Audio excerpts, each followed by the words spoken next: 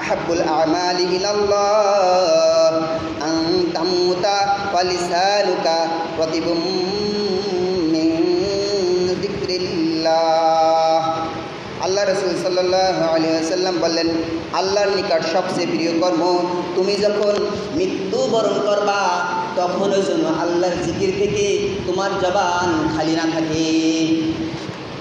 আল্লাহ রাসূল বললেন, ও আমার উম্মতেরা, আল্লাহর কাছে সবচেয়ে প্রিয় আমল কোনটা জানো নাকি?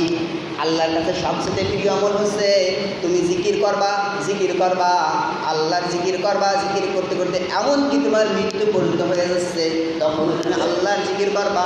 এটাই আল্লাহর কাছে সবচেয়ে বেশি প্রিয়। আল্লাহ রাসূল সাল্লাল্লাহু আলাইহি ওয়াসাল্লাম বললেন, লা ইয়াজালু লিসানুকা রাতবাম মিন যিকরিল্লাহ। আল্লাহ রাসূল তার উম্মতদেরকে